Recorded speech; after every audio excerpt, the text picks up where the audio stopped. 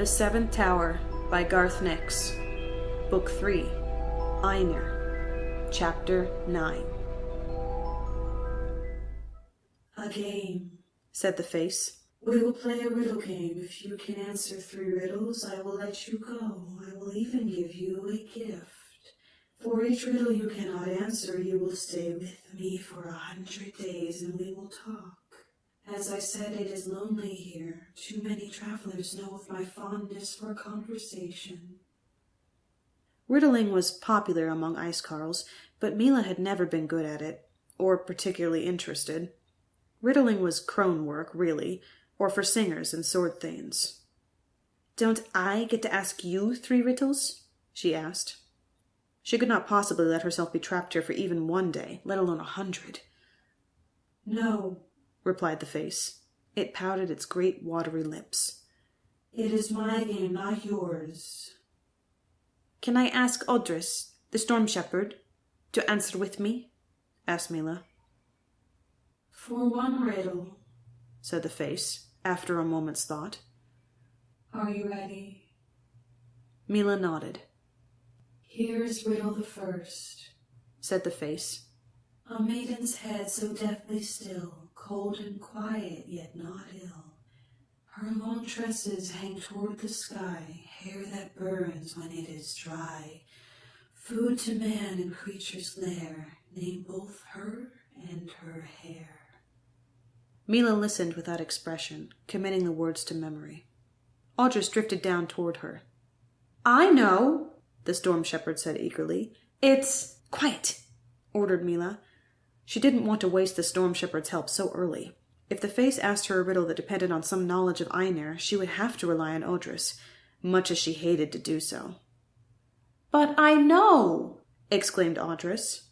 "Why are you so difficult? I wish I'd picked the other one."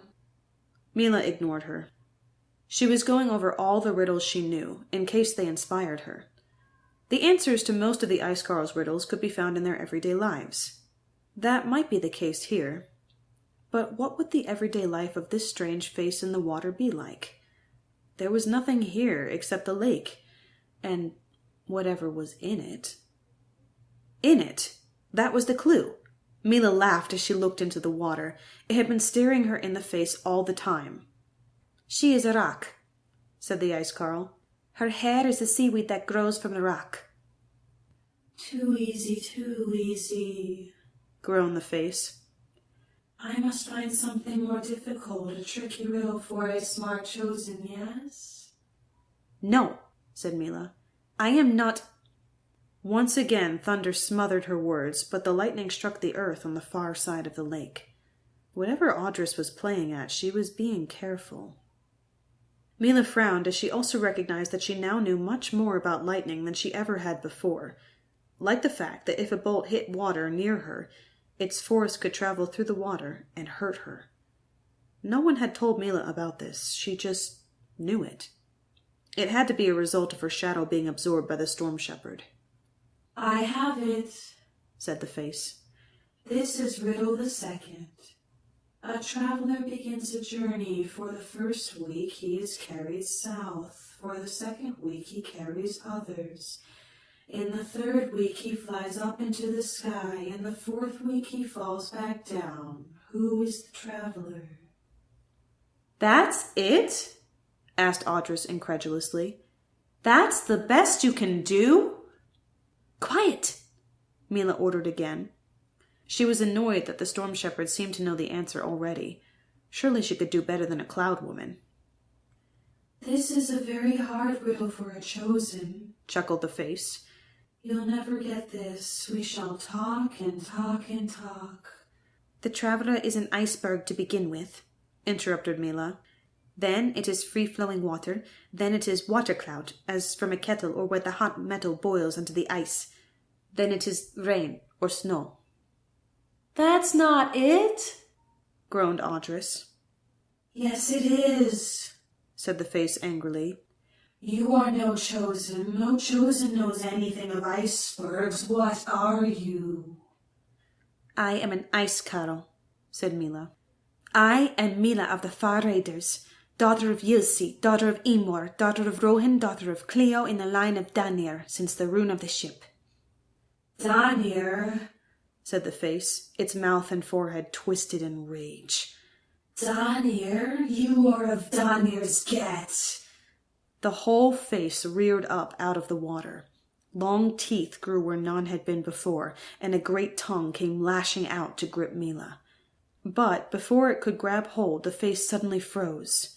Ice crystals formed in a great ring around it and started to spread inward in thousands of tiny branching lines. The face screamed and groaned and settled back into the lake bed. The ice retreated and was soon gone.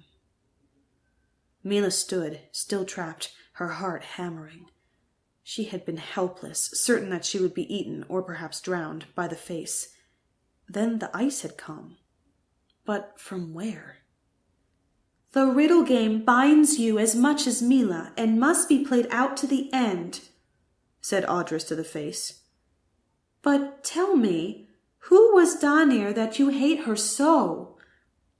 "I will ask my third riddle," said the face sullenly, ignoring Audrys's question. "Danir is the ancestor of my line," Milla answered. "I too am curious why she should have an enemy from another world, from a time so long ago." "This is riddle the third," muttered the face, ignoring them. "There was a being proud and free who through no fault of its own was caught up in a war between the ruler of two worlds. The war had gone on for many, many years, and there was much hate between the two sides. Finally, the war ended in a great working of magic. An arcane barrier was raised on one world to keep lights and the enemy without. On the other world, a spell caused most of the inhabitants to forget their powers and much of their past. Bereft of both memory and magic, these once proud beings were easily bound, and each to its own allotted cell. Only a descendant of the original binder could free them, either by moving their binding from the place to their person, or simply loosing their chains. I am such a prisoner, and I was bound here by Danir, who you claim as your far ancestress. Will you free me?" "That's not a riddle," said Audrys indignantly. "That's a question, or a statement, or something." Milla frowned. It wasn't a riddle, but the face seemed to sincerely believe that Milla could free it.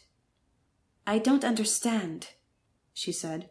"Danir is the far ancestor of my clan, but she was an icecarl. Icecarls have never come to this world, to Ainir. We live on the ice, in the dark world." "I don't care what your people call you now," said the face. "And I can't remember what you called yourselves then. All I know is that soon after the creation of the Veil and the Forgetting, I was bound here by a sorceress called Danir." Milla shook her head. This was a matter for crones to ponder over, not for a warrior. She longed for the clean ice and an enemy that she could fight and kill, not these games of words and magic.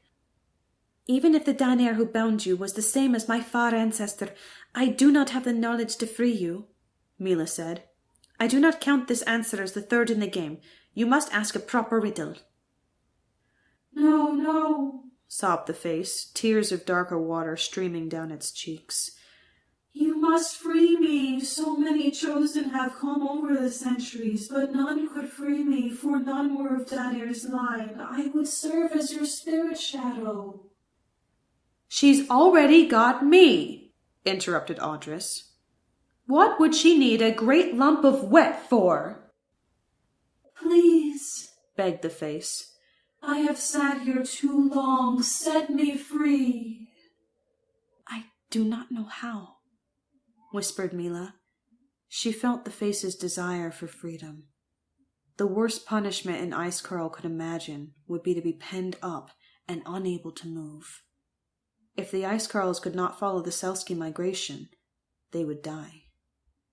"I do," said Audrys. "Do you want me to tell you how?"